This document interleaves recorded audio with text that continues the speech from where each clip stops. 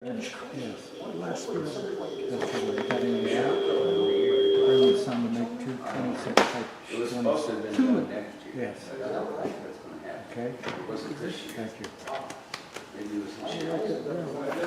Yeah. What's next year? Yeah, well, it is. Oh, it is. Yeah. I'll just glue them together. Whatever it takes. Okay. Thank you. Enough to do it. Good. How you doing? All right? Always got to ring the school bell. All Alright. Is this You thing just working? make getting old. Test, test. real Why am I good. working? It ain't for sissies, I'll tell you that. Helps if I turn things on. Test, test. There we go. Alright. I'll go around this side here. Alright, everybody. Hello. How's everybody doing this month? Hope everybody doing alright and staying at least warm. Could be worse. Could be like me. My well pump went out Saturday. So that's always fun to deal with.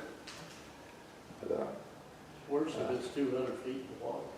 yeah, it wasn't that deep. I thought it was down about 100, but when they started pulling it out, it only goes down about 50 or so. So I got a high water table, thankfully. Thank everybody for coming out for November's meeting. I was a little off on my notes, and tonight's demonstrator is Paul Wooley, not Jerry. Jerry's next month, so I'll have to get my notes, make sure I keep my notes updated. Thanks to Sam and Scott for keeping me straight on all that.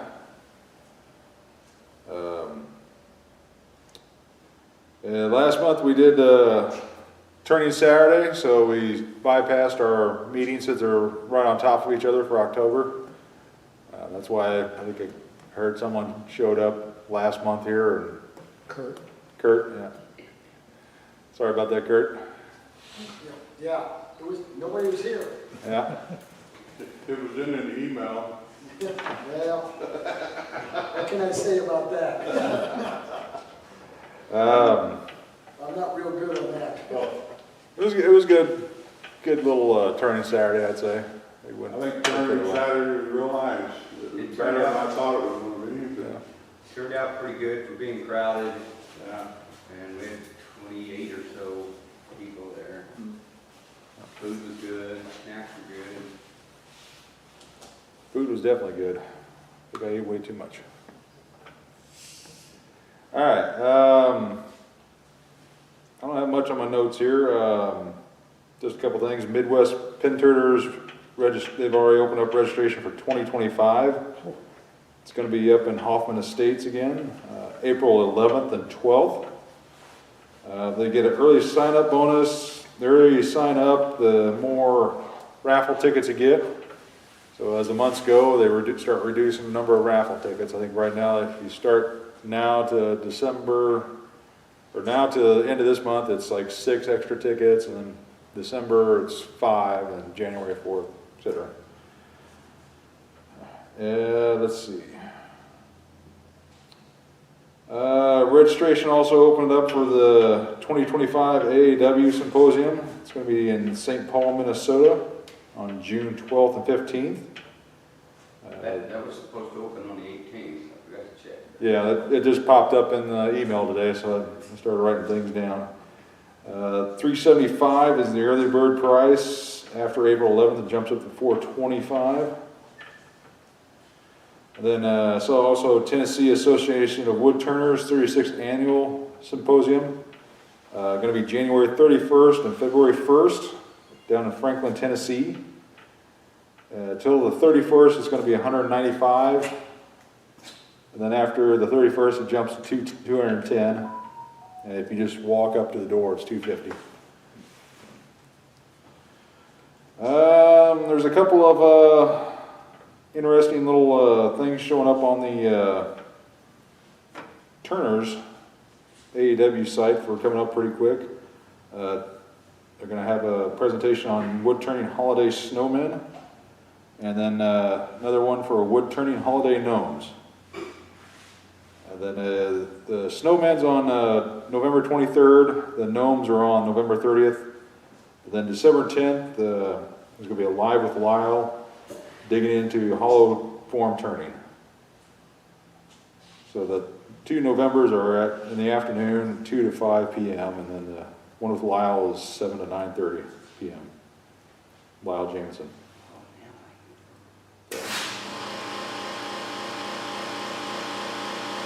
That's over there? Hopefully that'd go all night like that.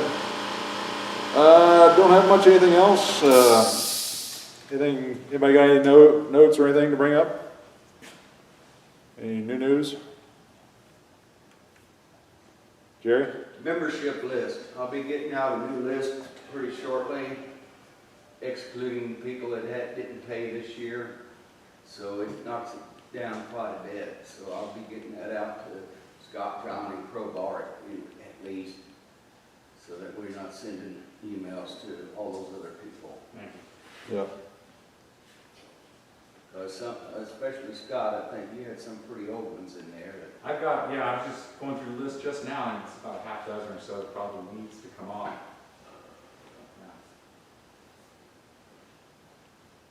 Yeah. Has anything been done to reach the members that don't come to see you?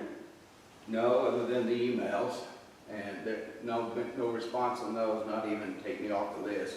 Because occasionally when we had somebody move, they would ask. announce that they moved, and then take them off the list. And I'd send that out to people, and I don't think that always got done. Hey Jerry, what was your demo for next month?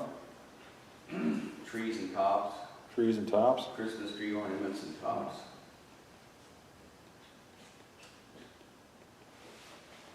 I don't think that we're too terribly long. Okay, anybody have anything else? I don't see any new faces in here tonight other than our host there. Dave. He's our host from the wood shop here. So. Larry, what'd you do with Mike? Him and his cat had a date, Him and his cat? Okay. getting snipped. Yeah. And Who, Mike or the cat? Healed the cat, it only likes Mike.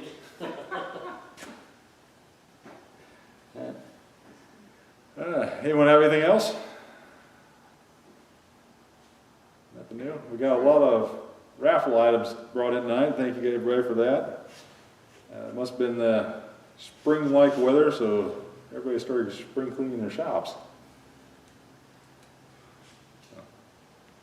Well, a few good raffle items tonight. Nice cherry there. Is that cherry?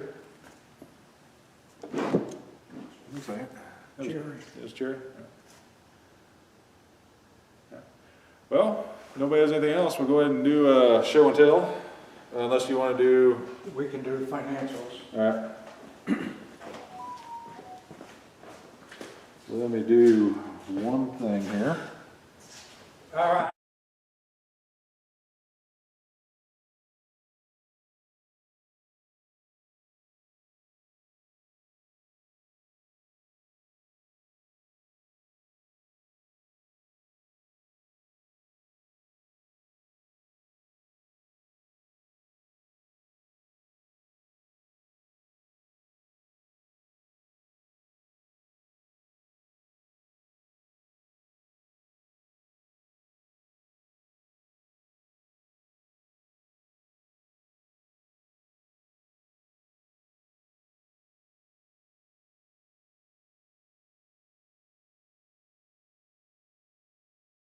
Been possible without the club's help. Yep. So, thank you guys. Thank you. Thank you to everybody that helped. Really appreciate that. And all the vehicles, bring the stuff back and take it there. And CIW is already looking into, see if they can get enough people so they can host next year. So, Good. correct, yes. So hopefully we give them a good start if they want to copy off of us. Yeah. I thought they showed up okay, was there 6 or 7? There were quite a few of them. Came down, thank you. Some I nights talked to we- one guy from Springfield. One guy. One guy. One guy. Yeah. Tom, Yeah, I think that club's about gone. yeah. Well, a couple of them that I had contacted had shows that weekend, because I had contacted them about Mike Blankenship and, Neil. That's a nice name. One thing I want to mention, John, Yes, is, sir. you sent out an email about Bob Foote and his wife, his widow, was selling his equipment. Mm-hmm. And John and Bob and I went there, and we bought some things. But the club bought, was it 8, I think, turning tools? Sounds about oh yeah, I forgot to mention that. For $200. $200 And I think 5 or 6 of them were Robert Sorby that had never been used. So we got 8, I believe it was 8 turning tools for $200. And one was the embosser, and them were like $239 by Right, itself. right. So, And Oh, the texturing. texturing. text, Oh, the big the big, yeah. Did it have all the blades with I don't think it did. it? Okay. It's in the box over there. But even the 1/2-inch bowl gouge is a $150 tool or so. So it's gonna be in the raffle? 7 tools. So, So what are we gonna do, raffle each one off individually? I would say yes. Yeah, make it like, make the main tool of the month or something like that. It looks like in this picture, it looks like some of them haven't even been used. some of them never been out of the package. Right. So, Dig through and find them. Everything got kind of tossed back in here, so they're in here somewhere. John and Bob and I, we bought quite a bit of his turning stock. I think Bob bought a gouge or something, didn't you?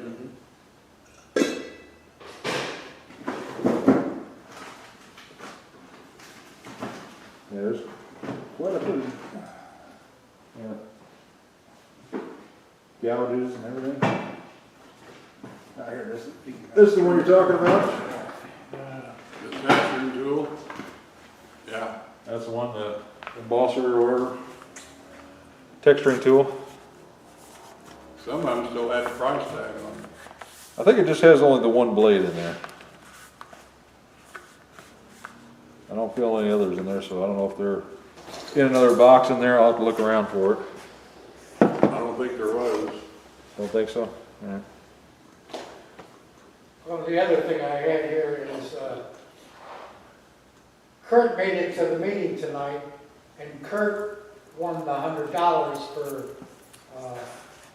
demonstrating, and he donated that back to the club. Cool. Thank you. But then we deducted $25 for next year's dues. There you go. Thanks, Kurt. Thanks, Kurt. Let's turn them back there. All right. Quite a few wig stands tonight. That's good. I'll have to bring mine next month. I'll have to sit on the darn counter. I'm terribly bad about doing that. Is there gonna be a challenge for next month? Do we want to have a challenge for the end of the year since we kind of hopped around on it? You're the president. How about Jerry's doing the decorations for a Or a tree? member challenge of decorations or something like that? Decorations for a tree, or whatever. Something Christmas oriented. Yeah. Just make it not a president, but just a member challenge if you want to make something that's Christmas orientated in it. Bring that in.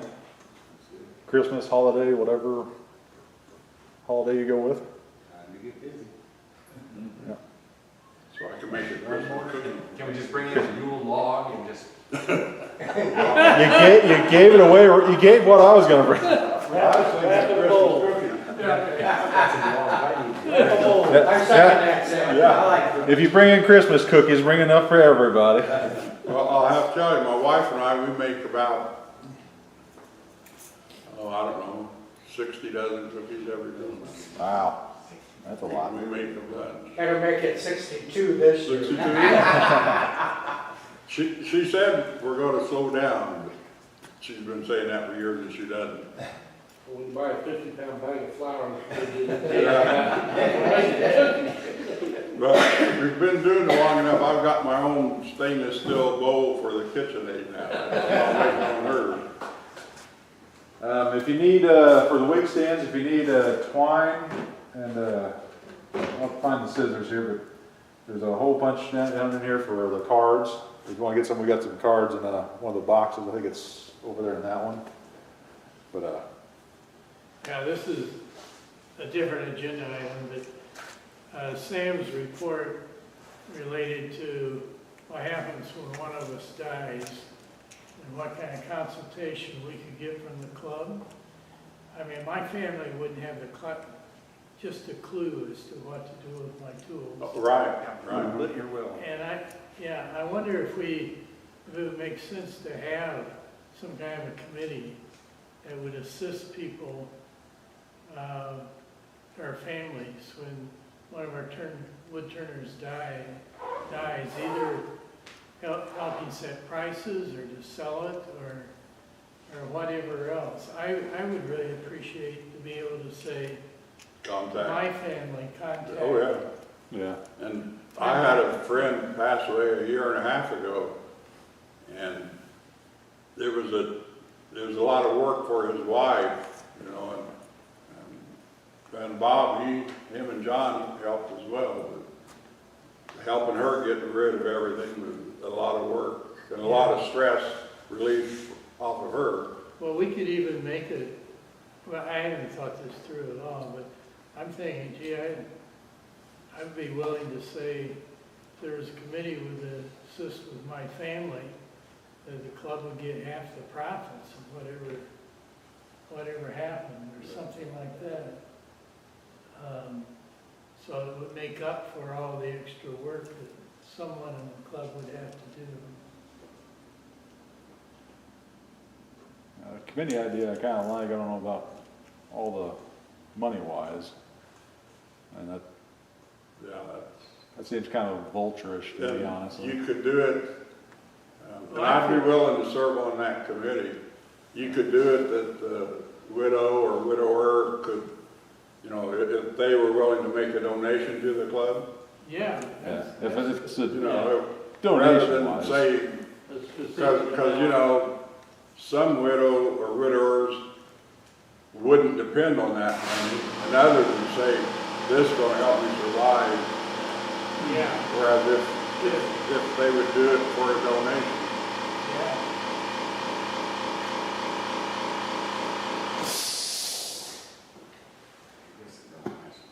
I'm gonna see if I can turn this thing off. I don't know where the switch is at. Get in trouble for touching it. Get in trouble for touching it. Well, they left it on. Go to work, Dave. I found where the ears are. Oh, it's this little guy right here. Oh, there it is. Yeah. We can just unplug it. I'll get it. Go ahead. Yeah, he's plugged in right there. I was looking for a minute. I just heard the hiss going, so I was like, okay, follow the hiss. That's why it keeps going on. Alright. So do we want to make a motion on that, or we want to table it for a little later or Let something? me make sure I understand the motion. We're making a motion to have a committee to assist a late member's family with the tools and shops and stuff. So we're just making a motion that we're gonna help a past member, right? Yeah. And like, kind of like what Sam and Em did, I imagine as this occurs and we get the call, and various groups of us can go help, you know? So yeah, I think making a committee, a motion for a committee to help our past members is a good motion. I'll word it that way. Assist members family upon passing.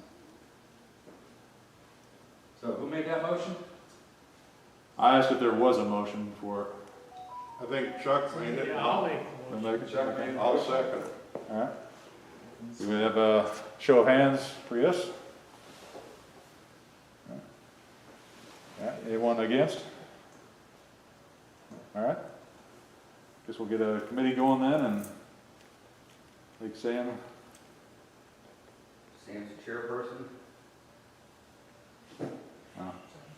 Let's let Sam pick his committee. Yeah.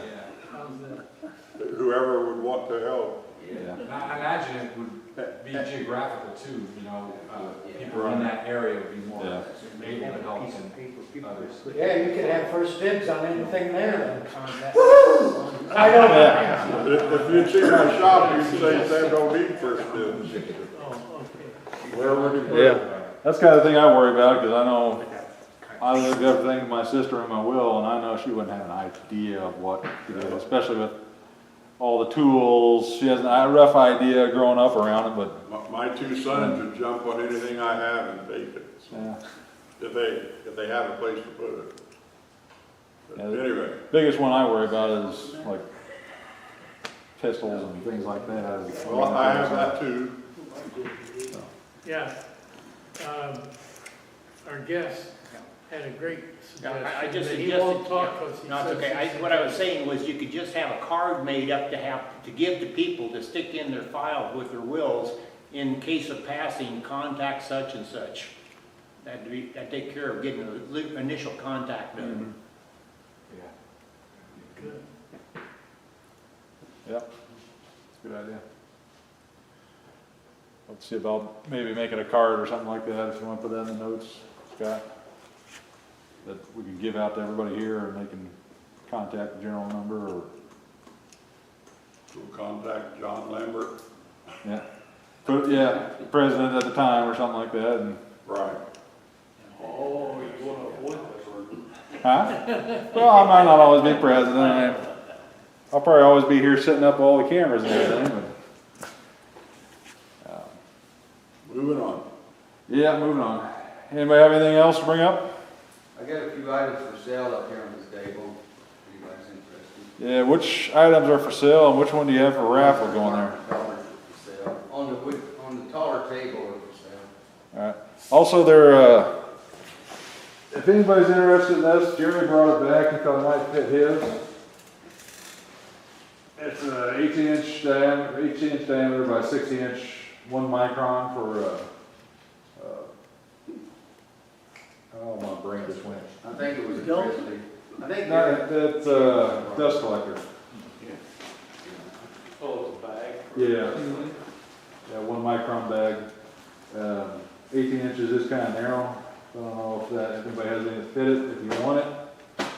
That might fit yours, Scott. The one I got from you, it's got that big metal one on it. Oh, that's right. I replaced that, didn't I? Yeah. Okay. So if you want it, go ahead and grab it. If you know somebody who could use it. Are Grizzlies and Harbor Freight 2.5 horse vacuums the same diameter? I know the Harbor Freight one's like a 2, so I've got that one. That's the one I've got. And then the smaller one is like a 1 to 1.5, I think. One I've got. Yeah. That's one I've got.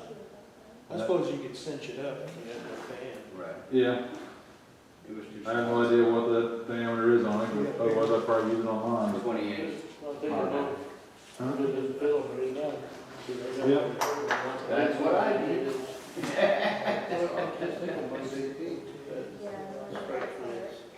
Sucker is long. So we got a lot to raffle today. We'll get to that here in just a little bit, but we'll go ahead and get show and tell on the road. Ted, you want to start us off? Got anything? Ted Byer in Trenton. I got a friend that wanted to bowl for a mix master, and I don't know why he wanted to allow wood. He seen a picture of one, he thought it was nice, I guess, but that's for a mixer. It's maple, mostly, I think. Some might be a little bit different too. It looked like a couple sycamore in there maybe. 3 coats of polyurethane on that. And how many of you guys ever turned into a chestnut? Hey, one guy. Hard to come by. Hard to come by. You've heard what the deal is on it? In 1904, it got a blight in New York, and it just moved west. And a friend of mine was telling me about this tree, and he said, you might want it. So I went and looked at it, and the guy, the tree guy, he was cutting it down, and most all the limbs were gone, so I didn't see no leaves or no chestnuts on it. But it was like 34-inch diameter and 12 foot tall, and the other one was 17 feet tall. So we got two good logs out of it. And this was out of one of the branches, which was about a foot diameter. It's a little bit wormy. And he said that that's probably on a chestnut tree in the state of Illinois. I got mine from a person west of Peoria. There used to be somebody south of Urbana that sold chestnuts at the market, and I approached them about it, but all their trees were pretty small yet. Uh-huh. Well, it says they're growing, they'll grow back and cut them down, but they don't get big. And they're working to cross the American chestnut with an Asian chestnut, so resist the blight. Yeah, there's a new chestnut variety that we sold. But was this tree live when you cut it down? Yeah, I think so. Why did you do that? Well, there's a neighbor had a little shed there. Well, that's too And bad. they had a hackberry there, it was falling apart. So, chestnut, there's so few chestnuts around. That's a shame. So it's got wormholes all in it and stuff. That was a big hole there. So that's it.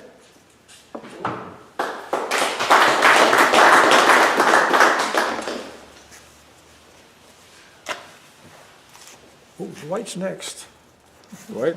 Yeah, Dwight's the way. You can see I hurt my back. Dwight Crane here. I brought some antiques. This is something I turned in '97, a very thin piece of, I called it juniper at the time, but it's actually, I'm sure it's cedar. This one is probably the most important piece I ever turned. It turned it just at the time when I needed the encouragement. This is a piece of walnut. I turned it with the pith runs right through it. But I took it to a symposium in St. Louis, and John Jordan picked it up and praised it as a beautiful piece with a very nice foot. And it was a time in my turning career when I really, really did need the encouragement to keep turning. John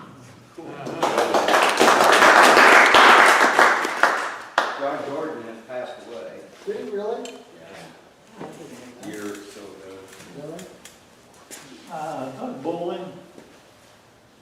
I brought in a couple of big stands.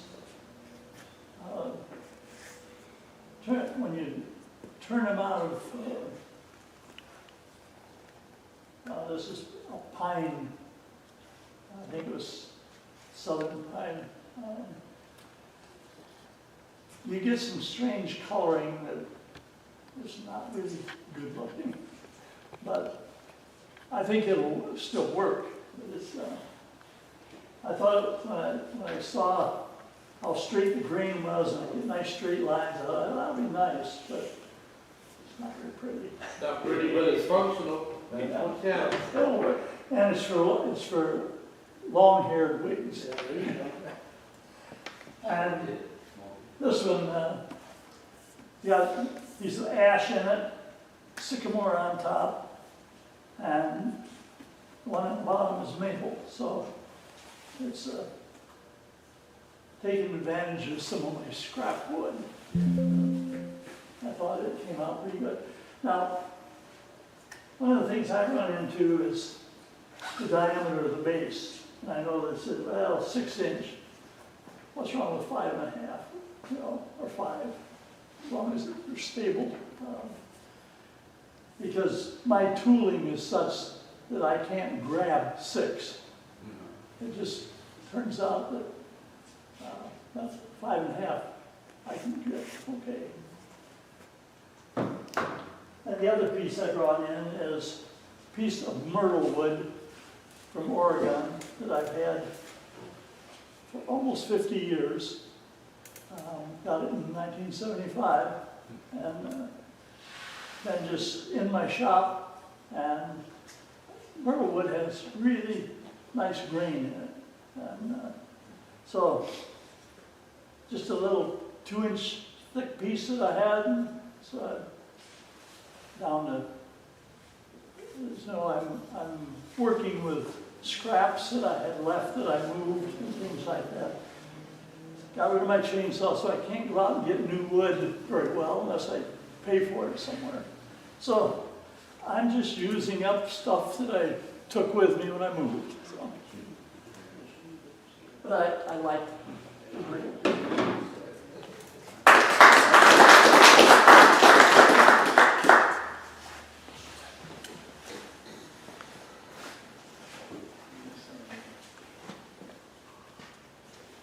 Doug, you've been helpful to me in terms of cutting burls and things. I got a chainsaw electric one in my garage you can use anytime. So just let me know. This is the result of having two pieces of wood that I thought they were both oak. And I turned them, and as you can see, they're not.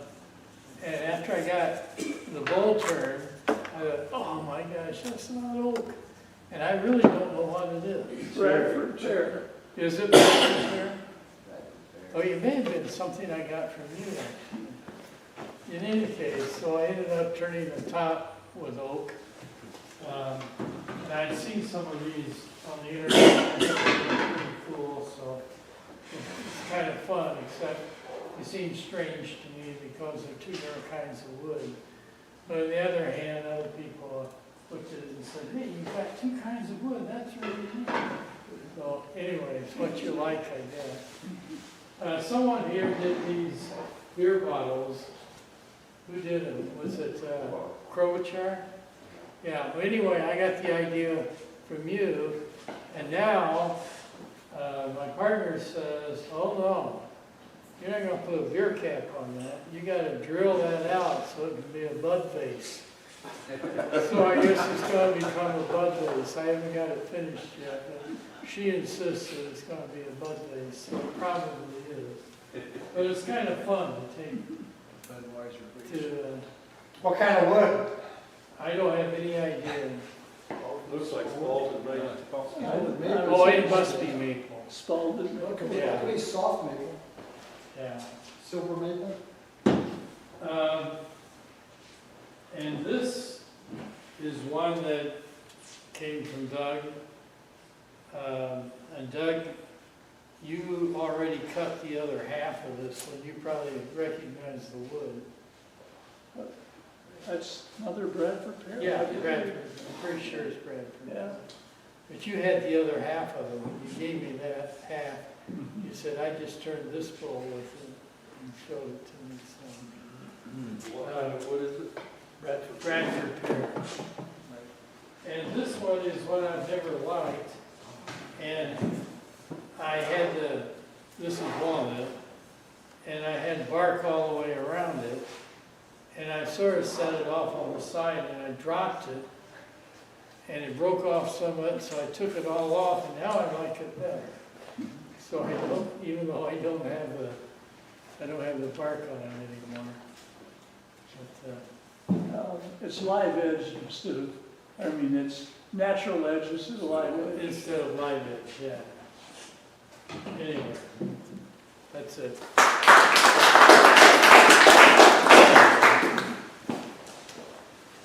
Sam Force from Mount Zion, and this is, John Kreitler made the Indian blanket feature ring, and then I was lucky enough to win it at Turn On Saturday, or the Saturday,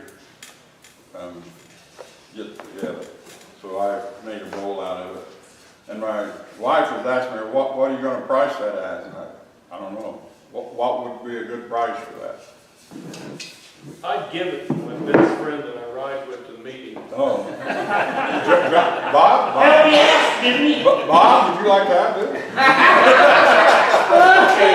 But anyway, what kind of price would you put on something like this? $250. Height times the width times the $250? I think they'd sit there all day at $250, I'm not so sure. but, Get the right spot so quick. yeah, but, There used, are we in the right spot?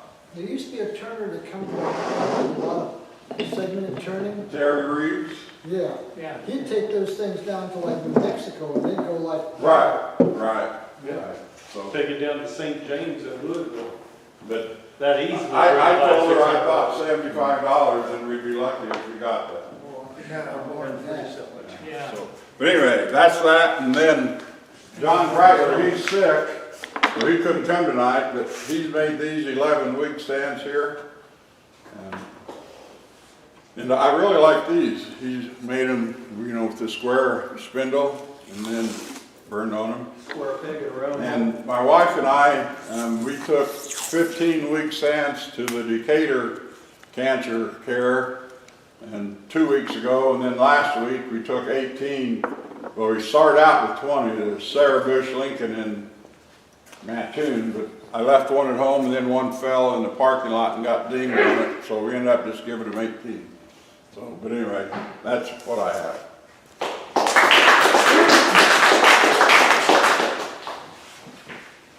Bob Griffin from Decatur. This is a piece I had in Turn On Saturday that I featured the bottom, how to do that with a jig that I made from a video that a guy did. He calls it a vortex spiral kind of thing. So that's the bottom. And then the top, I tried to pattern it after a reed basket, reed woven basket kind of thing. I did another one I brought a couple months ago. I like it better than I like this one, but this is a chance. So this is a fun little project.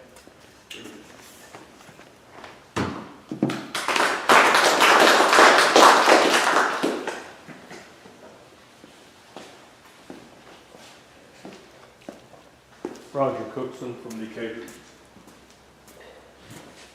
I did it. This is my first complete successful segmenting ball. I just started doing it. Congratulations. My first one, I totally destroyed it. My second one, it was beautiful. It was cedar, segmented, all cedar, and I made a funnel out of it right there. Just the last cut. Isn't it always the last cut? But anyway, yeah, that's my first one. And there's 3 flaws in it if anybody wants to try and find them. There are 3 flaws.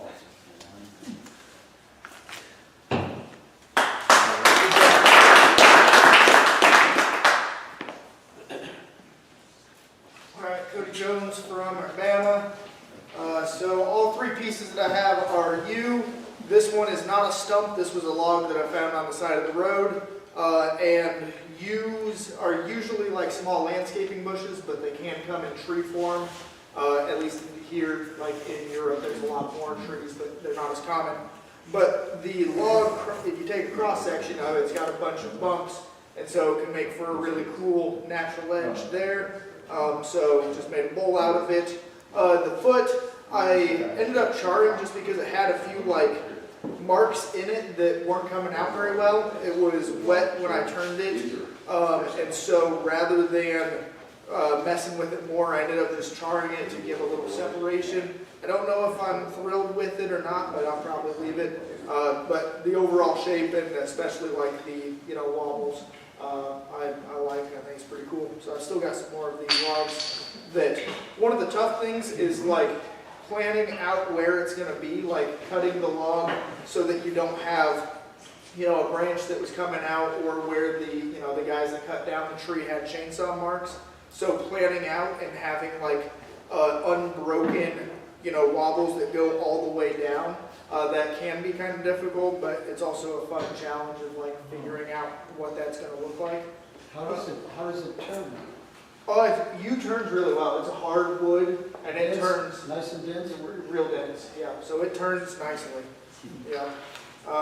Things that don't turn as well in terms of yew would be like the stumps like this, what I often do, just because each one of these that was a branch, this would have been in the ground like this. You had branches up here, you've got roots, and so the purple colorations that you have is from like dirt inclusions in there, and then it makes like purple around those. But every like root that's coming out or branch that's coming out is end grain turning, so that doesn't turn as easily in terms of like a smooth cut. Especially all of my stuff's been carbide tools, So hopefully that'll change now, or soon. My shop, I got like spray foam insulation and walls up now, so like, I'm gonna hopefully start using traditional tools and like doing more turning. But this is just out of the stump.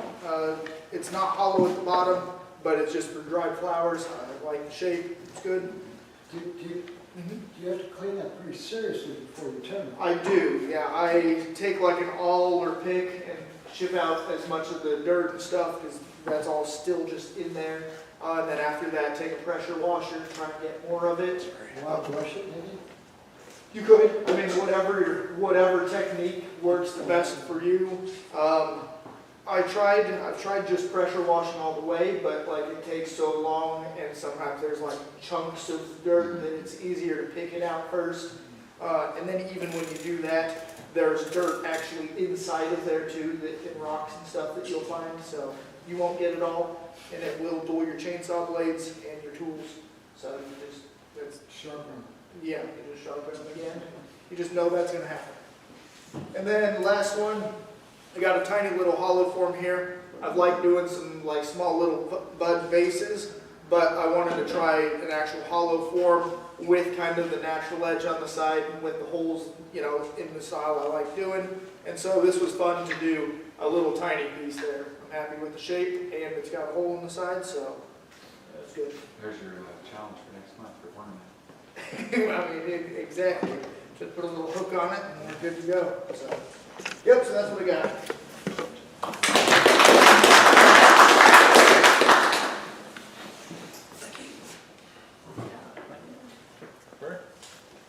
Larry? Gary, you want to go? Gary Pugh, Muhammad. And according to my plant identifier, this is pear. Just planting around, trying to learn things.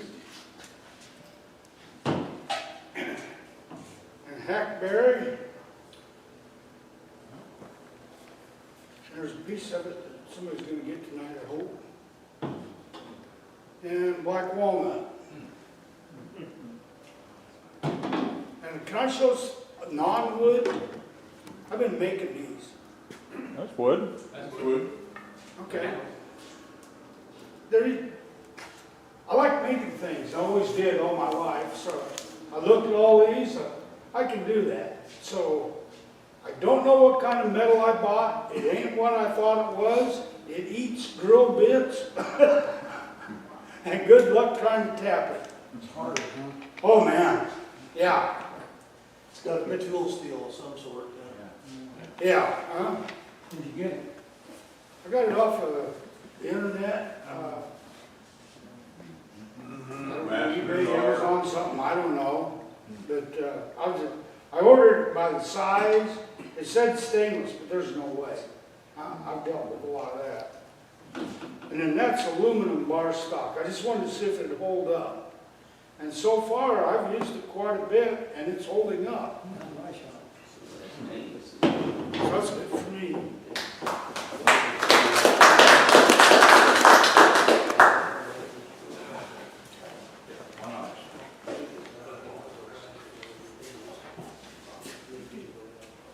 Paul Wooley from here. Well, this is the item I turned on from Saturday, I demoed, and I took it home and finished it. It's expecting out. It's cherry with a mica finish, and cedar bowl. And I put We got a piece of cedar that big. I had several pieces. Oh, you cut a tree down? A friend of mine did several years ago. I've had it for 5 years. They don't usually cut it that thick when they saw it out. Right. Anyway, it's Decatur cedar and it's got a poly finish on it. And this is the demo for tonight. It's going to be a bowl within a bowl. It's cherry. And this is walnut. And both of these have Danish oil finish.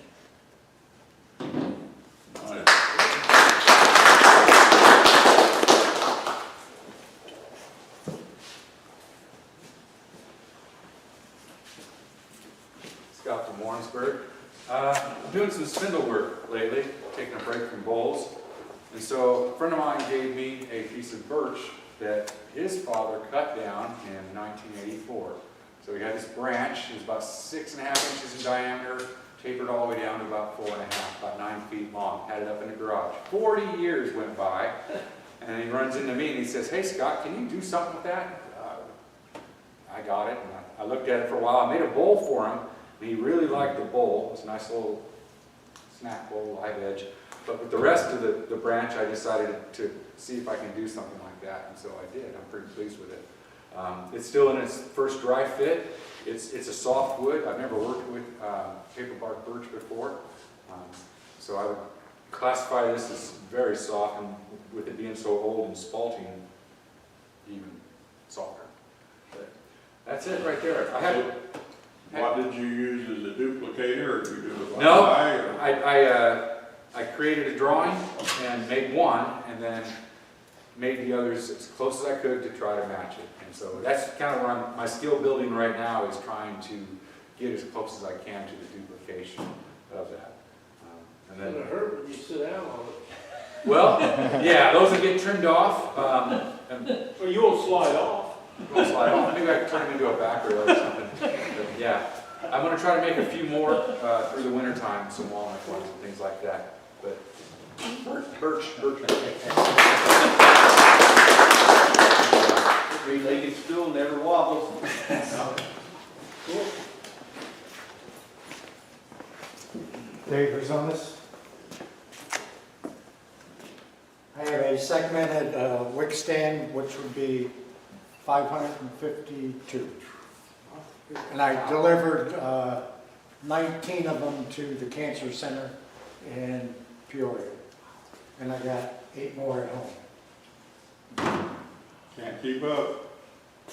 And this is a burl.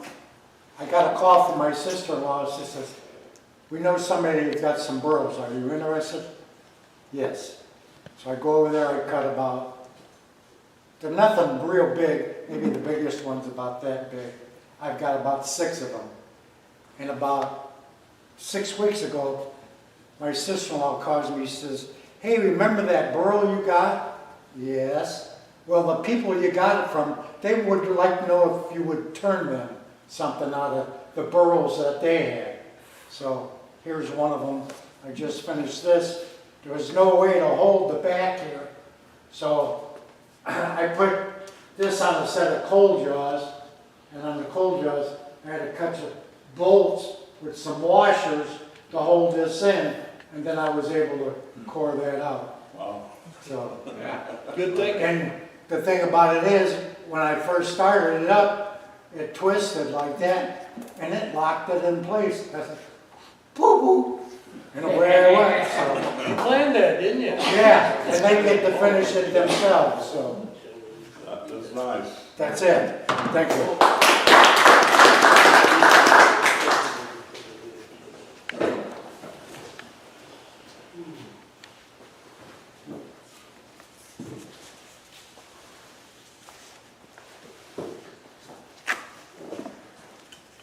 Jerry Rhodes from St. Joseph. My show and tell is a throwback to about 40 years ago. A couple of ornaments I made at that time. This one is wingy, and I think this one was bloodwood, and that's how dark it turned. We'd been cleaning out the shop, and that's why I got so many pin blanks and things to give away. But anyway, we ran across these, and I thought I'd bring them in.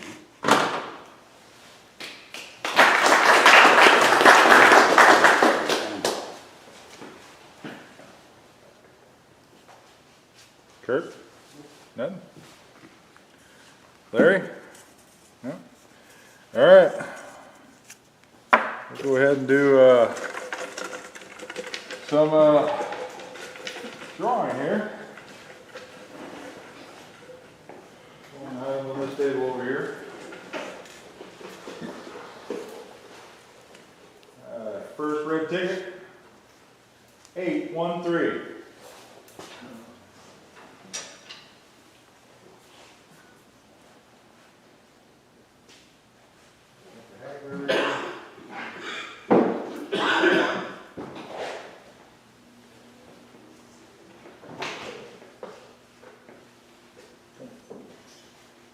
819.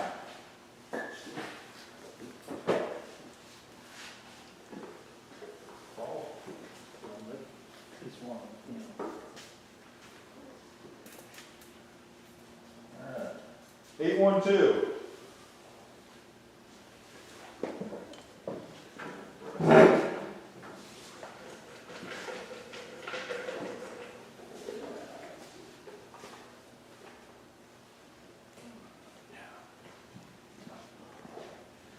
Quite sure what that one is. I think, Chuck brought that one in, didn't he? Yeah, it's cheering. Sure. 822. 822. Double Jerry. Yeah. Probably Jerry. I'm fine. Figured he's always in the bathroom. He gets the sandpaper, right? Jerry, what number do you got? 822. Yeah, that's the one we just picked. There we go. I think I brought most of it. Yeah, just chunk of cherry. I'll get in trouble. You got a nice chunk of cherry there. That's a hackberry. Can't bring anything over. All right. Shoot, it's gonna sell everything. Re-gifting then? Yeah. All right. 821. 821. Door.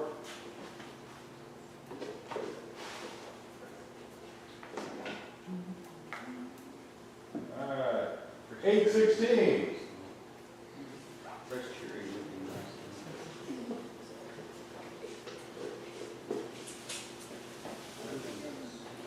Sandpaper. Was it three different grades, Jerry? I think so. Wow. I really don't know. I got a shop for it. I still don't know.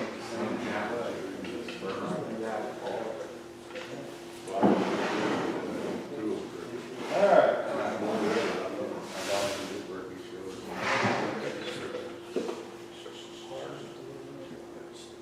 811. Wait, draw another one. Call that number when you Draw dig. another one. Draw again, got a re-gift? All right. 818.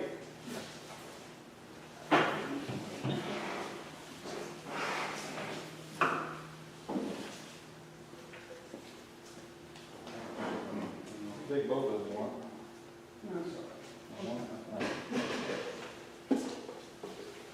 All right, 817. What's that?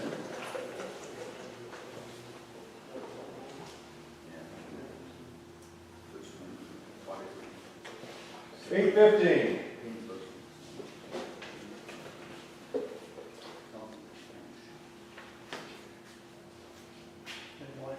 Yep.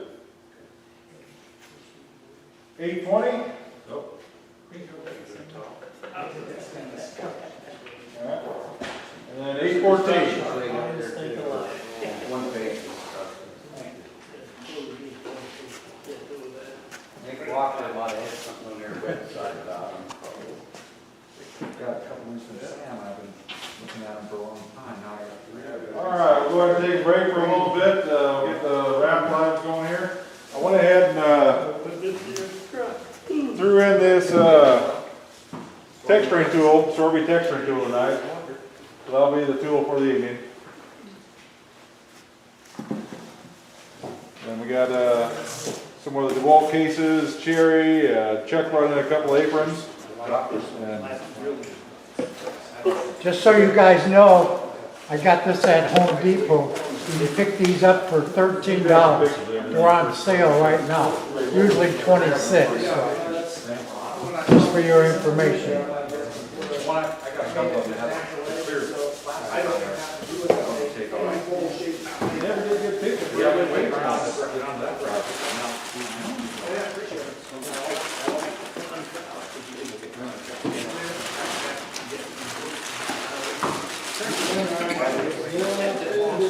Well, we love it. Yeah, I took a picture of, yep. Yeah,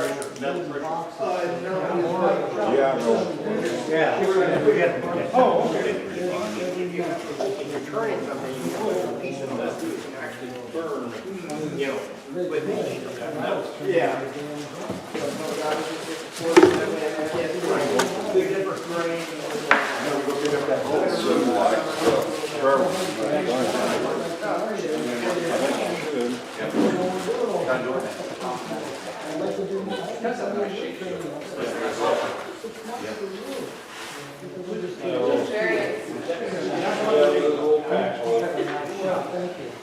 There's a little more here too.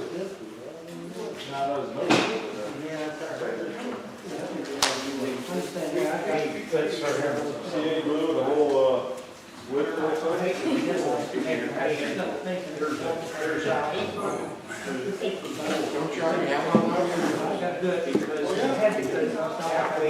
Yeah, actually I do, So I won't need that, but I'll need that.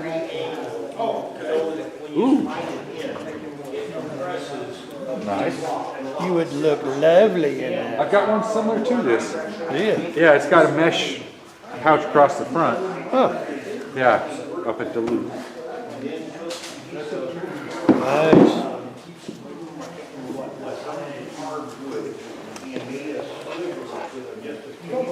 Yes. Yes.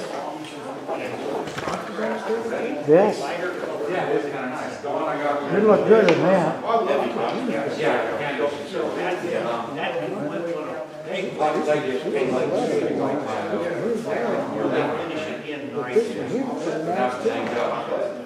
Duluth trade.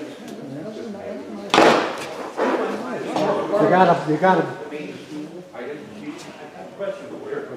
buy tickets first. Oh, that's what I'm getting ready to do. I want to see if you can rub them. Oh, sure, whatever you want.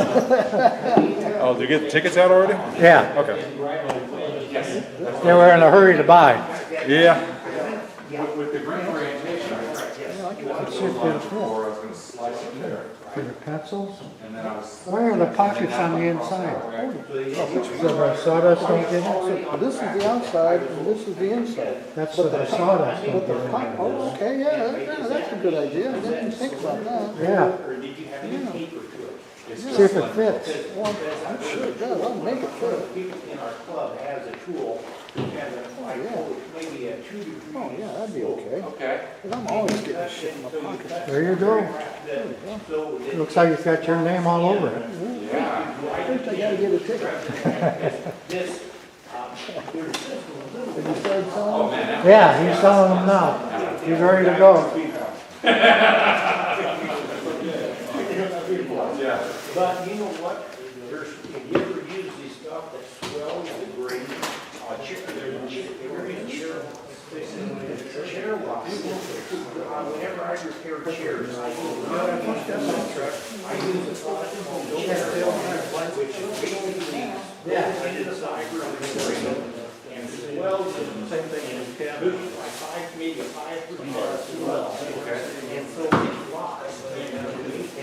And I don't know how to call that. We got some,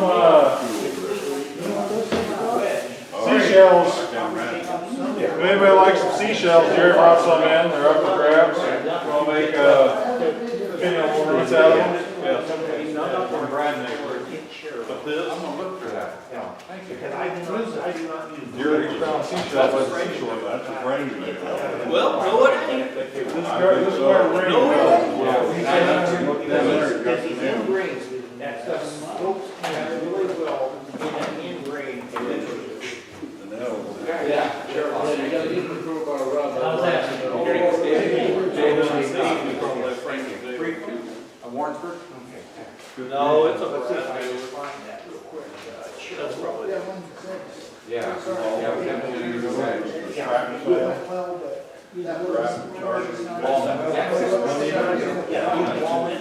Okay. Yeah. I bought the two, That's the third one I've ever made. First, instructions. 139, I thought, and then in the last week or so, I seen one First time I had any more. someplace, 250. different, like you said, Every year or well, I said I bought mine for $139. One of them I did. The next one, it was like Amazon had two days of sale days. I had one spotted for $139. I waited until Amazon sale day, jacked it up to $150.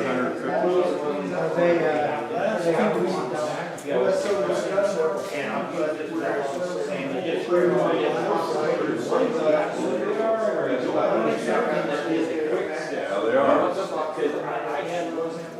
It's nice. And I didn't have oil quite right, so I had to walk down before I could get it. Well, that's just so. I don't know if somebody's in the bathroom or just shut the door. It's been shut for a long time. I'm gonna go find out. You're on camera, Bob. Wave hi to John. John and Tom. One side. Am I in there? There's been quite a few of those. Earlier in the year. It was fun. When I first talked, I thought I heard somebody respond. I think let's get the next event. From here to Iowa, like one. Or you can get in around, you can do here with this. So it's like. John didn't give us the 6 hours of work. Go ahead, all the way. Yes, sir. You guys, next month then. All right, Cody, have a good one. You too. See your. Have you ever worked with Osage? That was a good one.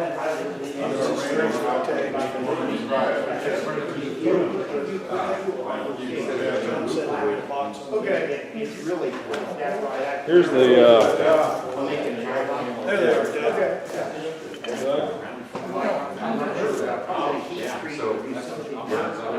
Wood burner or something, just kind of. One of the other things on the Lego is once you've got it sanded down, you take the glass and you can burnish it with glass. What did you say? It's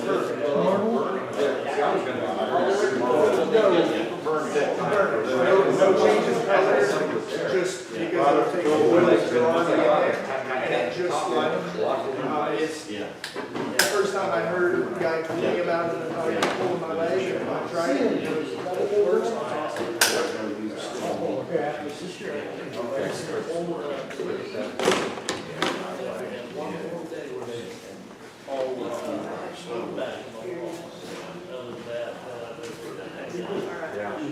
Let's see you guys. Good to see you again. I enjoy it. I like seeing what people are doing in the woods. John? Yeah, can I borrow your duct tape? yeah. I'll see if I can. And then big, can't big lots of big. But yeah, since it's laser engravers and that runs across a lot of those. That turns out, I mean, that turns out much better than what's in. That's even a different,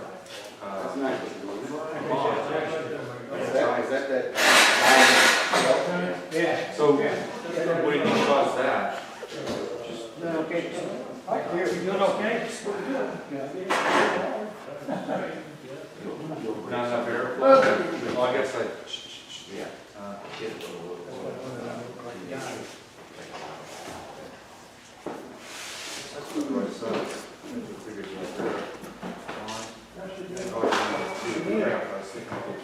gotta get up early in the morning too.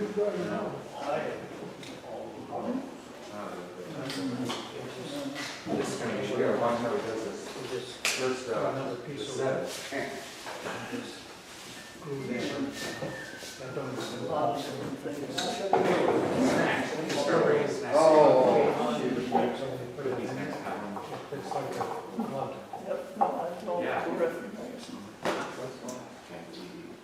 Eight. I like to call it,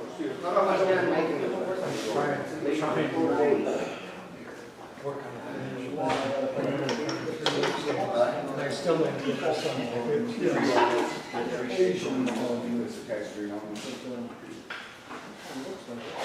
we're staying all that. Used to be more fun giving it away. We lost, we still get, it's right there, the Bradford Fair we did. Yeah. The curve, there was one, it was going through your thing, right? What do you think that Oh, I is? see, yeah. Very cherry. Yeah. No? Chuck said they were cherry. Cedar. Cedar? I That think, looks too. I think it's either mahogany, maybe lawn, There you go, Paul. Opening of it? That could be mahogany. you know, like that Asian lawn, which is a type of mahogany, well, Yeah. Asian mahogany. A kind of pattern like that on it. I would like to The lawn plywood, like that color. That'd be a nice piece of wood to show something. Yeah. It'd probably be fairly stable too. I thought, well, there's a crack. No, I think there is. Somebody's just scraped it. Made a scrape on it. There's no crack there at all. At least I can't feel it. Switch keys kind of stay the same. They changed them up, I was, they changed them quite a bit. They changed them at least 3 or 4 times.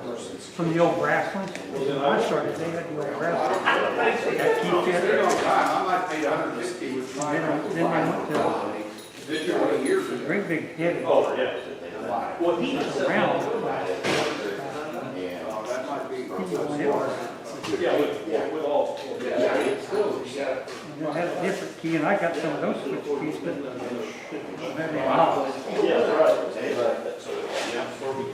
that's what the museum's using right now. Very nice.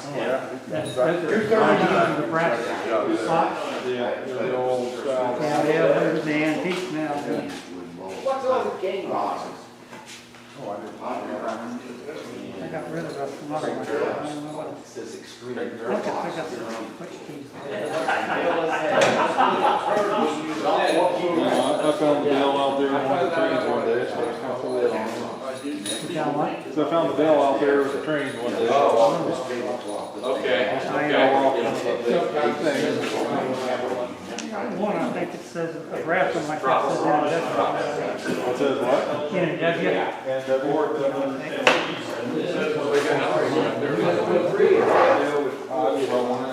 How much? 223 hard. There might be. Which we used to get that from Wow, that's a, very nice. Yeah, the problem is, my family comes to Christmas and they say, no, he's got everything, what do we give him? So I keep getting these. Do you really? I bought one last Christmas. I don't know if you ever heard of Adam Savage, Mythbuster. Okay, yeah. He does his kind of own thing now, and he made up a whole bunch of them. Bunch of what? A bunch of aprons like that. There's like everything that he likes on there, and I mean, it's a really good setup. Yeah. These I pockets on the spent back some- I side? spent some money on it, and Okay. got his autograph on the front one leg. So you don't feel. Yeah. I've got a Duluth one that's got the open pockets here, and I don't wear it anymore because it gets filled Chuck up. brought 'em in. But it's good for other type of woodworking stuff. Figured I'm hoping I can win. I like that. Tell you the truth. Scoby, like the one that, I don't know who was wearing it. I guess Jerry was. This only comes down about to here. All right, how's everybody doing on tickets? Closes up around. Yeah. You got yours? All Outside right. jacket. That's the Hey, Paul, proper it's thing to time. wear. It's a light jacket. Yeah. Which one you want, Kurt? Either or? Oh, either or, yeah, either or. Both look pretty good. And it's gonna work, I think. The leather one might be a little heavier, but I'm sure they're both just fine. Maybe I misunderstood what they were saying.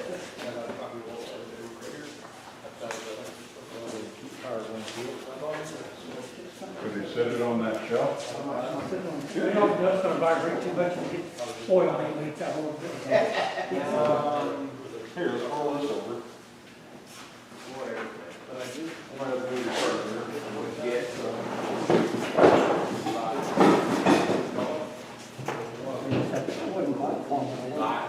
Not bad. I don't know if either I've got one here.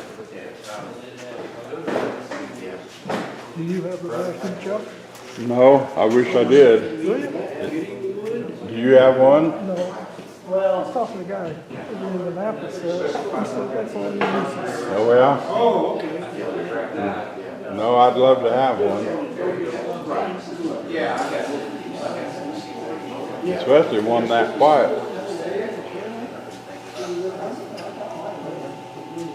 That's a vacuum?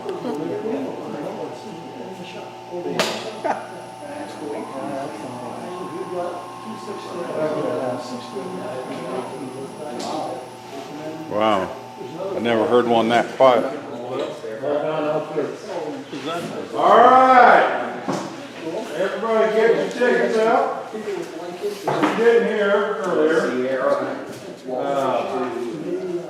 We got a bunch of seashells here that are up for grabs if you want to take a few and make some ornaments or anything else like that.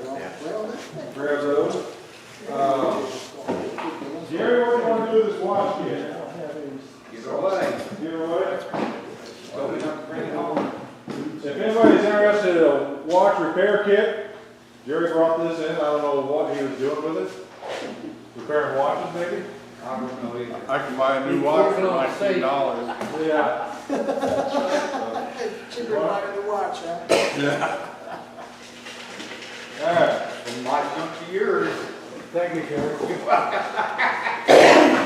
All right, first number.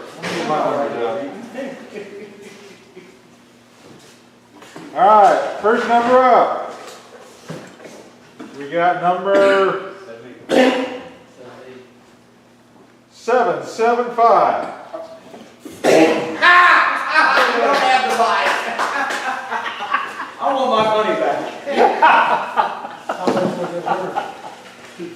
I don't know. I think there's somebody on Amazon had it with one blade that's under 30 or something. All right, next number. 762. Way to go, Roger. 762 is one of mine. I miss it by that much. I got 10 bucks. All right. 760. That's mine also. I swear I'm not doing that on purpose. Is anybody interested in some milk paint? How about if it's up here? Either way. I'll take it. All right, next number. 765. 765, you said? 765. Amen. No, Bingo. no, Kurt. You won. Huh? I'm gonna grab one of these. I had to make offer. I think I'm gonna take this one. No, it's a toss-up. Good job. All right. Only cost them $100. Gives the old man Walmart, so they give them. 767. 767. There you go, Travis. Yeah.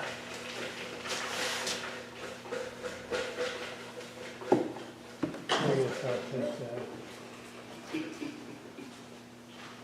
774. 774. And you, Roger?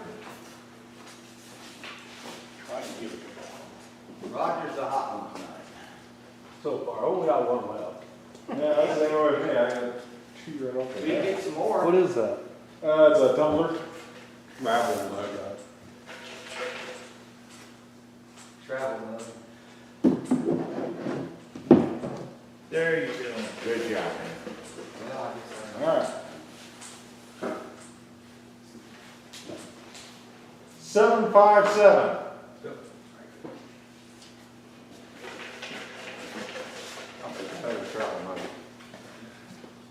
He's doing a lot of traveling. Well, I got 2 from Sam like 2 years ago. I never made anything out of it. Now I got 4. We got lots of practice. Whole set. Yeah. Get rolling. His and hers. Yeah. 766.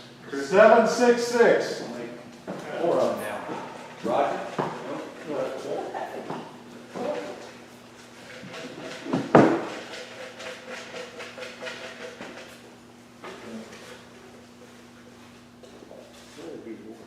Seven, 8, 5.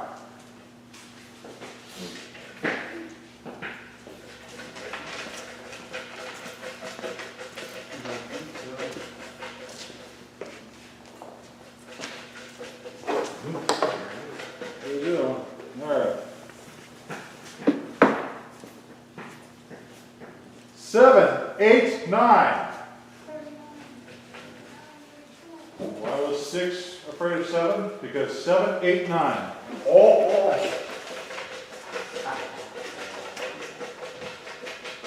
Take both of them. You doing that because you can't find yours?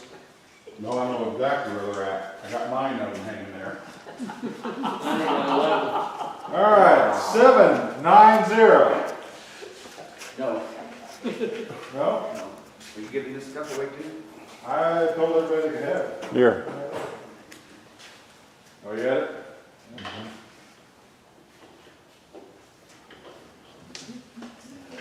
All right. Got a couple little things here. Looks like a chunk of walnut, a couple of pieces of cedar. 7, 8, 4. I don't think so, but I'll walk up there.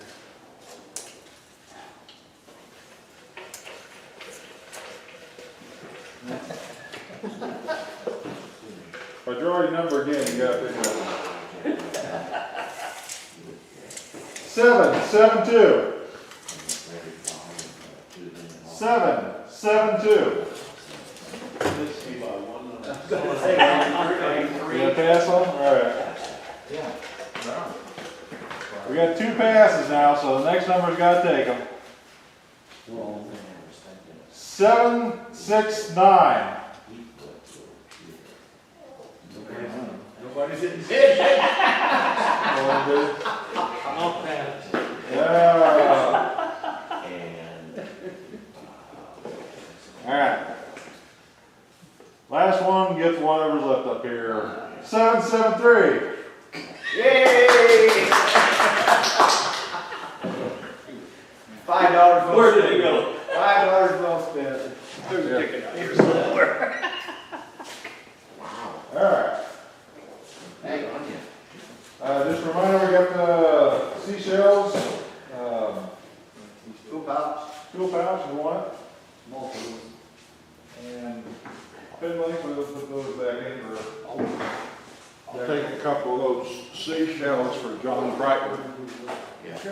Pick out the ones you think he likes best, He's gonna like whatever I give him. or take the whole box home if he doesn't want one. All right, we'll go ahead and let me get the cameras rolling here.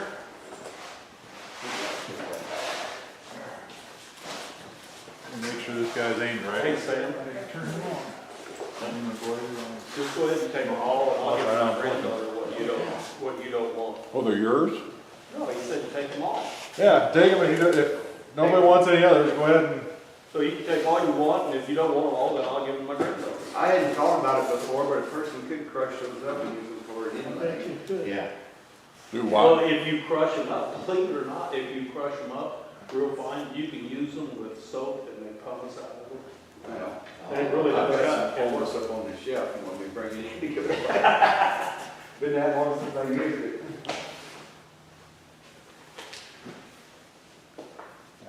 Just one moment.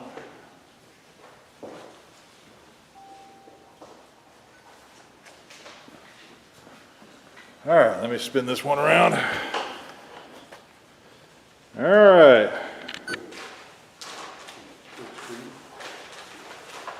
Paul, whenever you're ready. All right. I had I had the 2 over there, and I had another one to bring, and I must have walked off and left it home, but it was, it had some mistakes on it I wanted to show you all that I'd made on it, and what caused it. But this is called a bowl within a bowl, This was back in the 2020 on the Worldwide Woodturners online symposium. A guy by the name, I think his name is Theo, and I hope I pronounce it right. I think it's Haralupa. Yeah. He was on wood turning. He's from New Zealand? He's from Australia. I thought he was from New Zealand, but what? I think it's Brisbane is areas where he's from, Australian. I don't know. Jerry said he seen this years ago, so I don't know if he's the one that come up with it or whether he copied off of somebody else. But he had a great demo, and if any of you saw those, it was a 2-day demo. You could watch it, but then for 30 days you could go back and watch as many times as you wanted. After that, it's gone. And I looked all over online on his. He's got a website, but there's nothing on there about his bowl. He calls it a bowl within a bowl.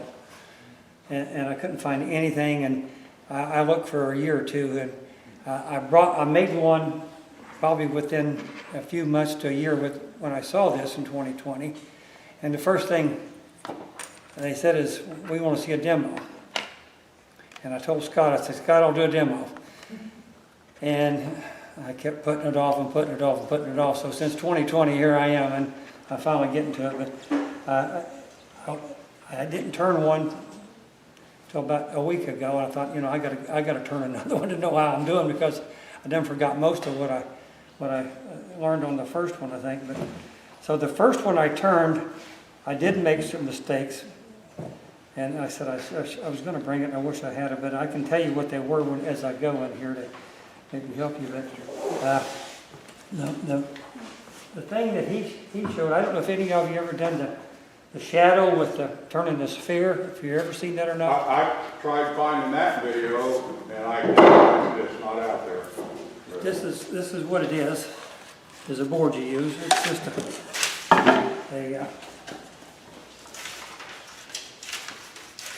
I'll turn it this way, it's backwards. But you mount this on here with a clamp, and then you take your board, and this just sits on there.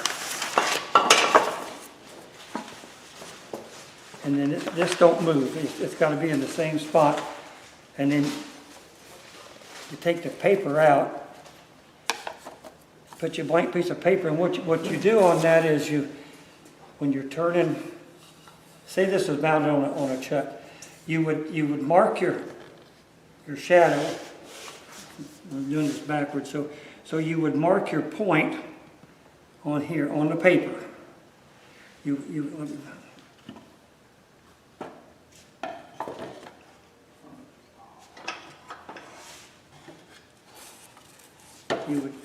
And the light has to be behind you, and the light can't move either once you get it set. And you need something like a single. You don't want a floodlight. You want a pinpoint light, because, and I've tried it. I didn't have a good one at home, but mine was it's an LED, but it had more than one bulb. You want a one bulb LED, because you get more of a flood, and the shadow's not as sharp. So you get a sharp shadow. So what you do is, this is made for my way, so it's way too tall for this one. But what you would do is you'd run this point up, and you would mark the point, like right here would be the point. Now actually mine is way down here. Your point is down at the bottom on mine, because this is way down. But you mark the point, and then you mark your face. I think you got that wrong. What's that? Well, on your high mark, Yeah. is the roundness of your bowl. Right. Okay? Right. And then your low mark Is your point. is the center line of the headstock and the tailstock. Right. And what you do is you bring your tailstock up and get a pointed one where you got the exact center. Right. And I had trouble with that too, so what I did, I just took a drill chuck and a really small drill bit and used that for my center point at home. And anyway, then you come out here and you measure your distance on your bowl, and then you mark your center point, or you start at your center point, and then you scroll Right. So all you mark on this is the front of the bowl. You don't mark the top. You just mark the front and the center point, and then when you measure it, that gives you your diameter for your. And then as you turn that shadow, you turn to the shadow as you feel the shadow. And this was originally designed, I think, for making spheres on the lathe, you know, so you can make a complete circle. But it worked okay for me, but before I had this, I used this. I just put that on there and I turned it to where I kept checking my bowls. I turned it to make sure that it was on that. So that's why, because this has to be a hemisphere exactly. It's almost got to be perfect or it's not going to come out right. So there's two ways to do it. If you want to make one of those, that's great. I did it just to do it, but this works just as well for me. And the second thing you have to do is when you, I don't know if you can see, but when you make your bowl, it has to be exactly the same all the way down. Because if that's not exactly the same, then that's not going to come out either. And the bottom has to be round because when you get through turning, this is not the bottom. The bottom on this bowl is going to be over here. It's not going to be here. It's going to be on the side somewhere. So it's got to be a hemisphere, and it has to be the same diameter, the wall thickness all the way down. It's got to be the same.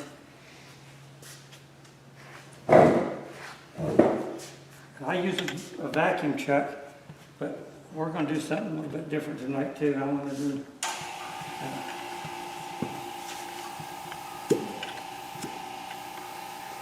the first thing I need to do is I want to line that up to where it's straight on there. I'm not straight, so. Well, that tape's working great. That vacuum chuck's okay. And the easiest way to do it is just pull that up and just turn it. It'll center itself.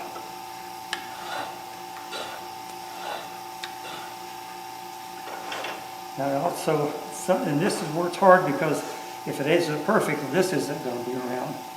And you can see it's just a hair off. That's about pull it off.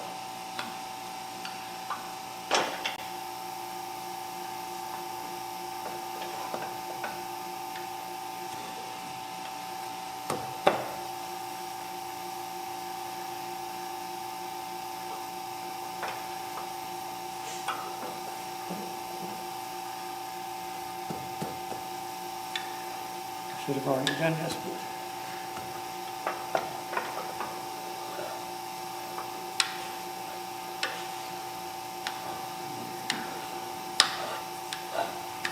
pretty straight. I learned this from watching the video when he did it. You take a pencil and you mark it, so next time if it falls off, I'll know where to put it back on there. That's my straight line right there.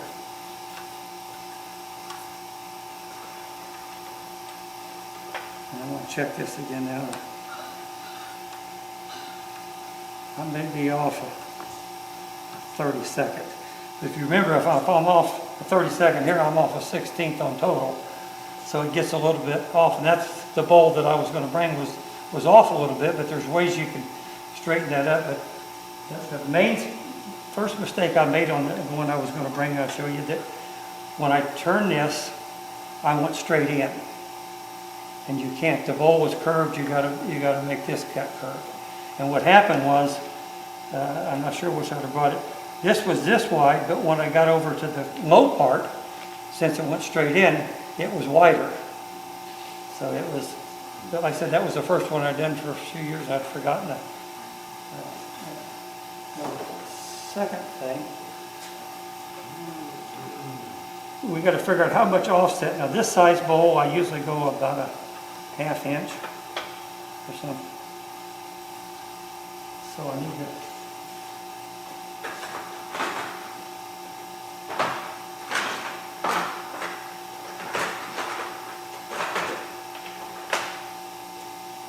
come in about probably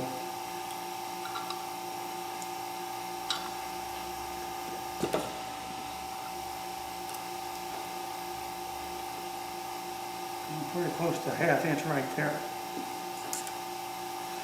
But what I figured out after the first pull too is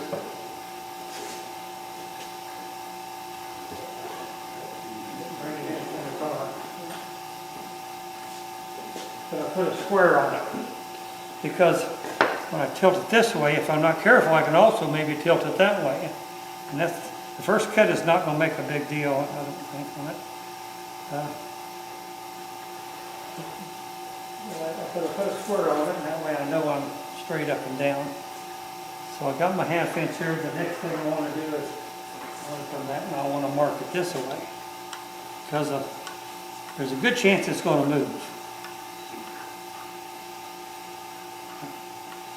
How many inches of vacuum are you pulling?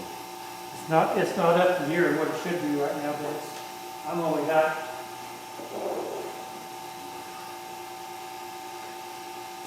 looks like 8 maybe.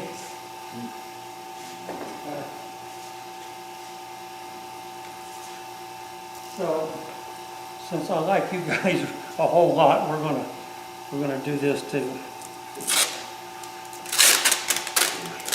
We almost finished that. The vacuum is only about a half of what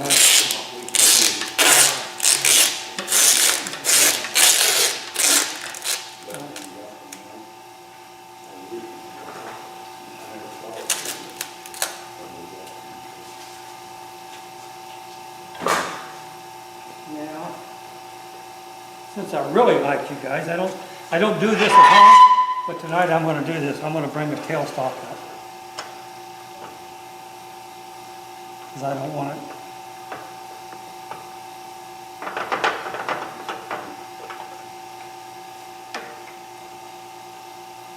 Now the problem with that is that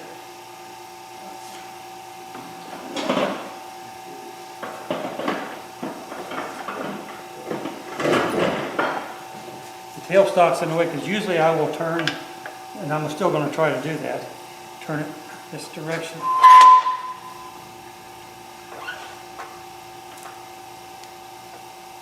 But you're turning a lot of air, and you have to take really, real gentle cuts and cuts. So we're going to.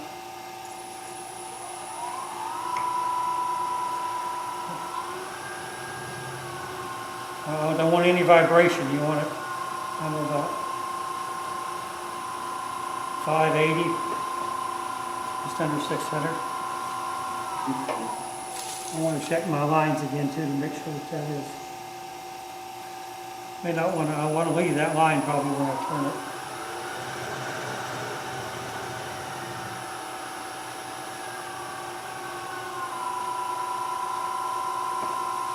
I'm just going to try to come in. Like I said, you're turning more air than you are wood at the beginning. It's a lot easier if that tailstock isn't on there, but I don't want to take a chance.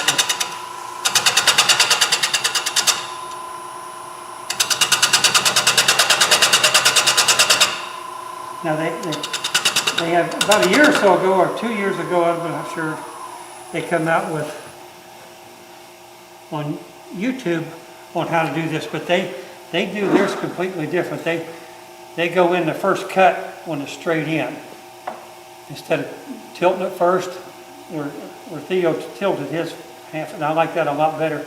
I would think, I never watched it, but I would think if you go straight in on your first cut, it's a whole lot easier.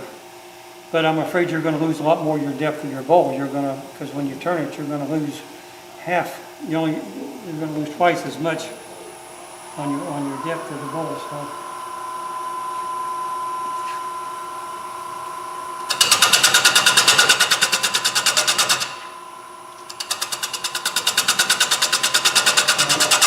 And if you're afraid to do the gouge, roll gouge on that, I have figured out too, but it was parting tool. And you can go straight in on it, and that'll it's a lot easier cut.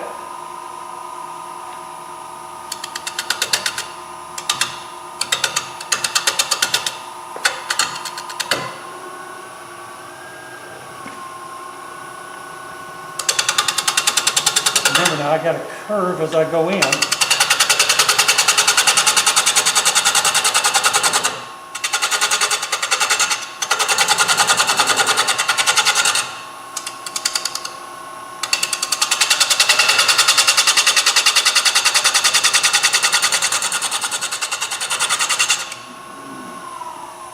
See where I'm getting to here.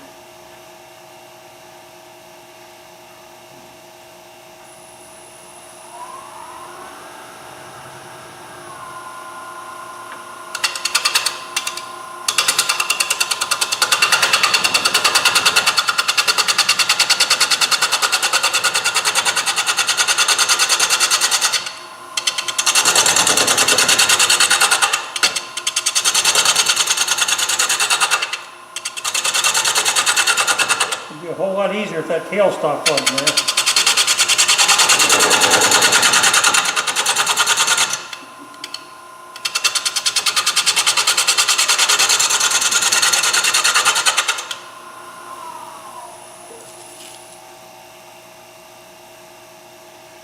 Getting close.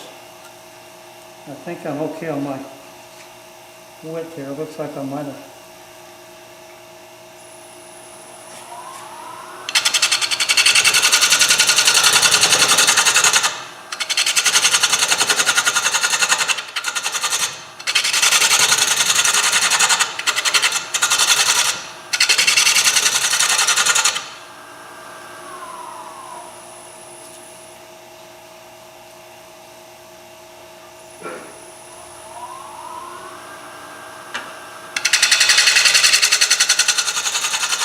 I think what Theo did when he turned his first one, he made a pencil mark on the inside so he knew how deep to go. And that'll give you your depth. I like just to stop and check mine. Since I can't use my gouge, this is working pretty good. Like I said, the first one I turned, I went straight in, so this part here was a lot wider than that part was, and there's a way that you might be able to fix some of that.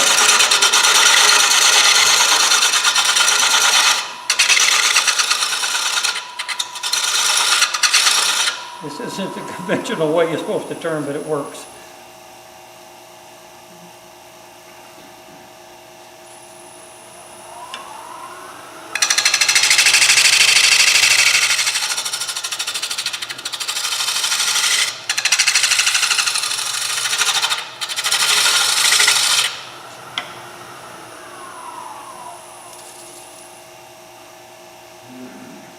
See, I'm way wider here than I should be, and I don't know why that, unless I pulled it when I put my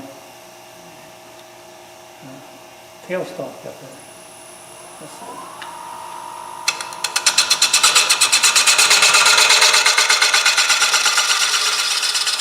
One thing on my depth here,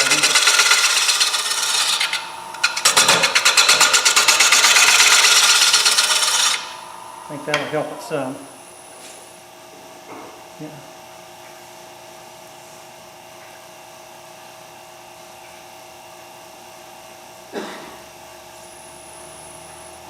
I think that's where I bumped it right there.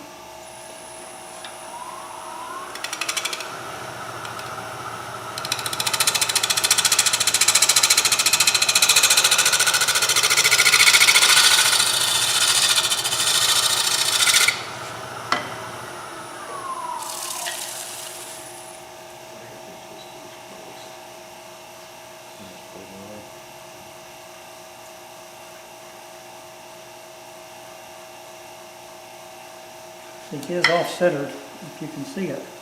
It's wider here and narrower there, and I don't know. Because that was lining up perfect when I lined it in there, so I don't know what I did. I didn't get any catches, I didn't move it any. I'm sure I was still on the line, we'll check it when I take it off. There's a way, the inside looks pretty good. So we're not going to worry about this. I can straighten that up later. Well, we'll show you whenever we get to the other side, but I think I am pretty good right there on my depth. If I try to go wider here, get this out.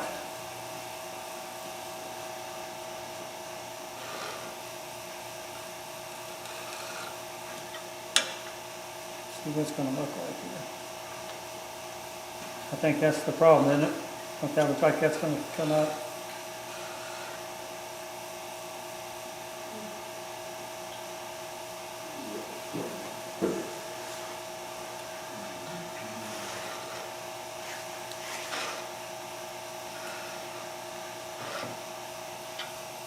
We'll try that.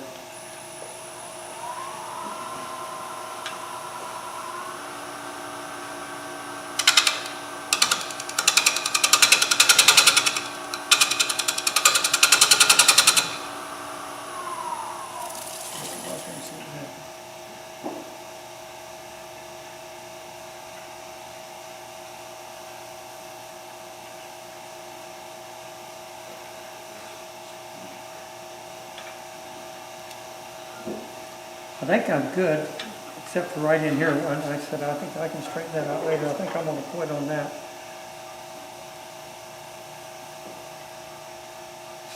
I'm not trying to clean that up just a little bit there.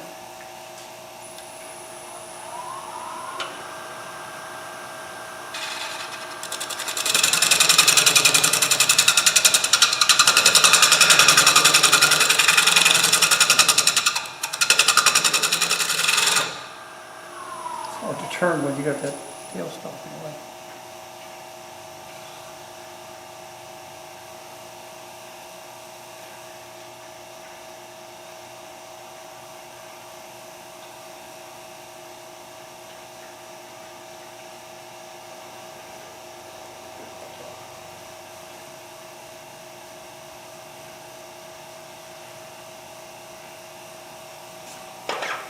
Any questions on any of that, or?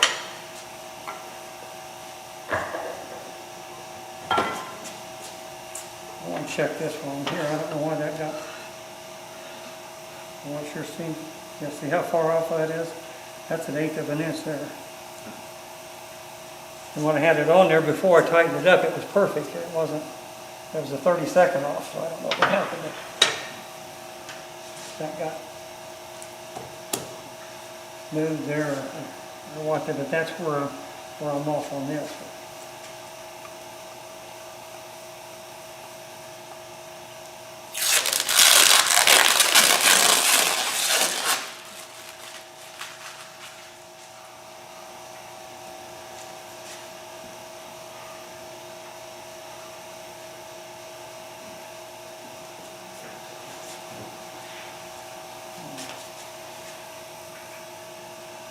Get out here.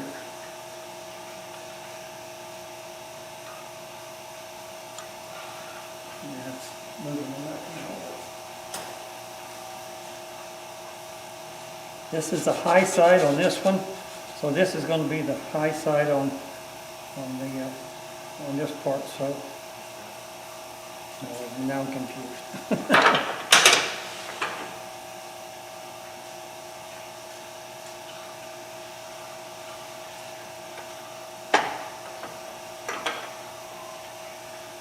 Go in.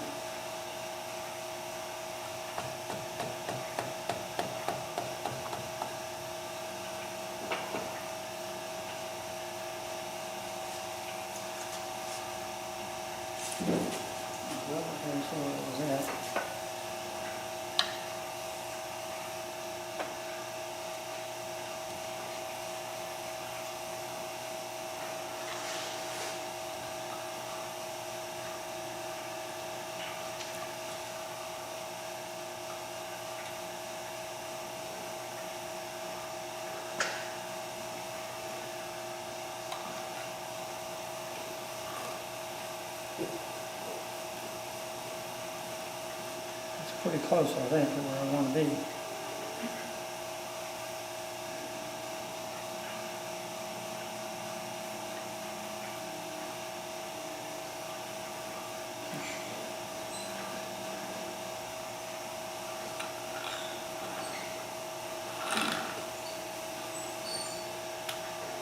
An inch, so.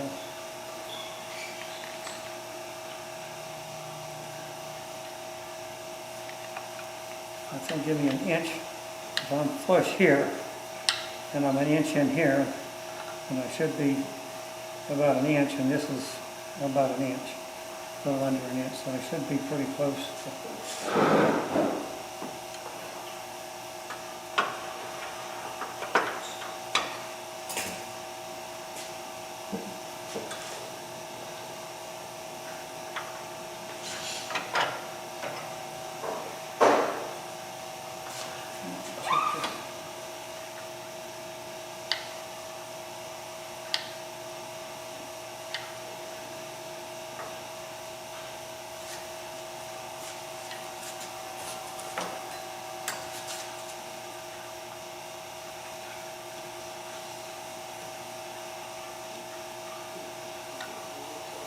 See where that is? That's almost perfect. It's the distance between the, when I turned it where the mark is, it should be lined up right, and I don't know how it's gonna come out of the third. I don't know why the other one got wider. But,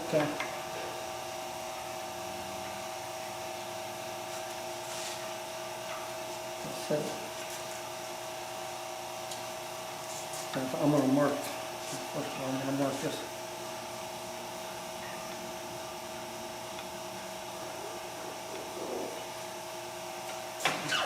Take that.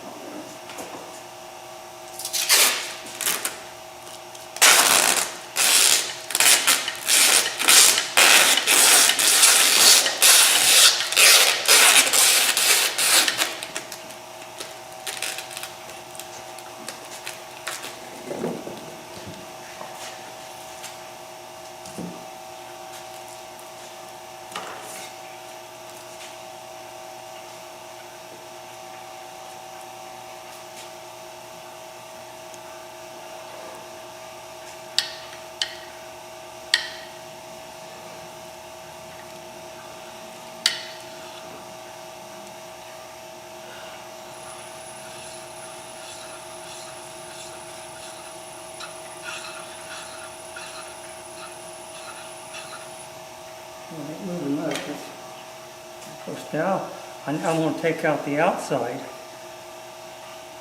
down to the thickness of the bowl here.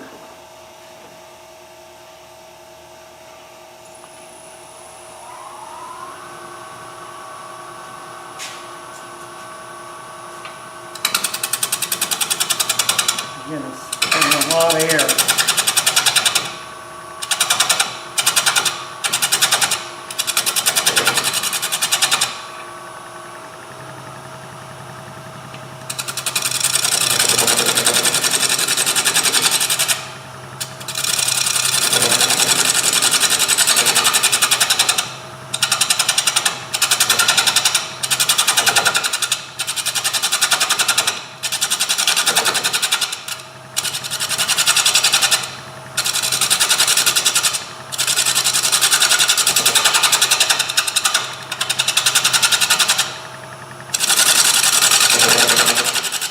And this requires a lot of sanding when you're done with on a hand sanding. You get these rims all have to be sanded by hand.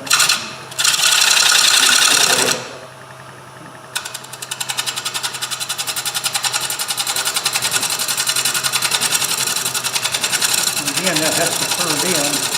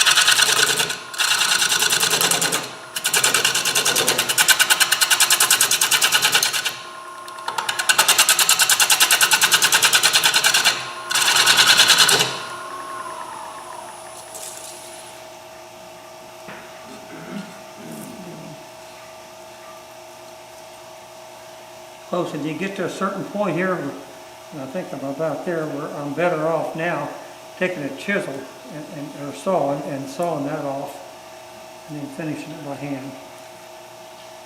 Thin here, that's my biggest problem.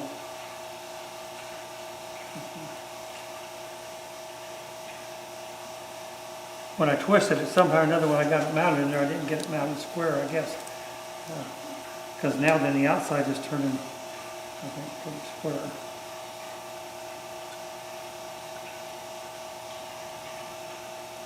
I'll take that down just a little bit, not much.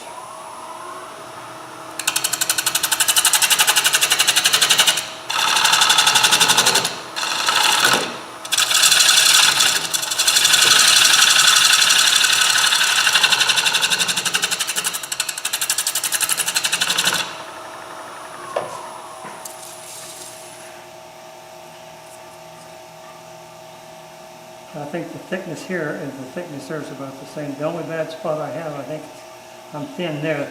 That's hard to straighten out the thick parts, so I'm going to put right there. If it's thick in one spot, it's fairly easy to fix that, because all you have to do is you have to sand it. And it won't be maybe 100% round, but nobody will know it. I mean, it won't show if it's not much. So by the time I take off this, so the only thing is that when that first mount, somehow or another it moved on me just a little bit. And I don't know if you all could see it when I lined it up there, but it looked perfect when I put it on there. Unless I pulled it a little bit with the tailstock. But that's basically, and like I said, the rest of it is all hand sanding. But all you're worrying about is the edge, because when I brought the bowl in, I had already sanded the outside and the inside.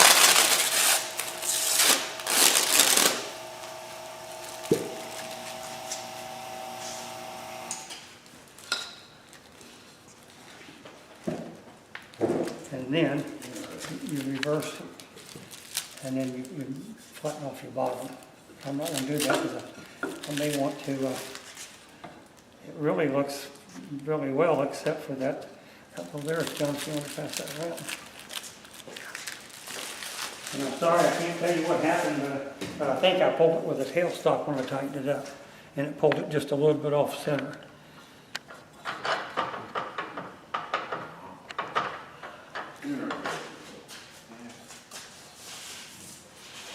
And I have a file folder here.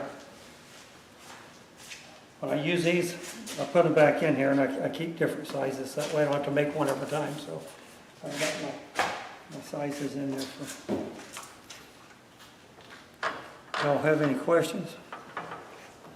Paul, so you started out with a perfectly round spherical bottom. Hemisphere. It has to be. Hemisphere. Has to be perfect. You put it on a vacuum chuck and you pivot it, you do the inside, pivot it, and then do the outside, inside and outside. Yeah, it's a lot easier when you got a vacuum chuck that's, you know, full vacuum, and you don't have a tailstock on the way. Okay. You know, it's a lot quicker and a lot easier. I usually don't turn using a parting tool, but you know, when you got to, sometimes you got to do what you got to do. I've got another one here if you want to pass that around. It's a backup on it. So if you want to see what it, but I always sand the inside and the outside, except down towards the bottom, you know. Don't worry about the bottom because I'm going to cut it off anyway.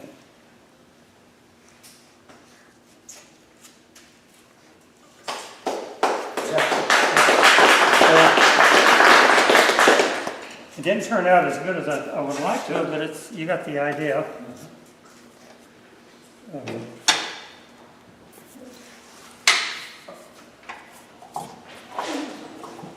The procedure and the process, and I said Theo did an excellent job on turning it. You can see it on YouTube, I think, but it's done in a different way. And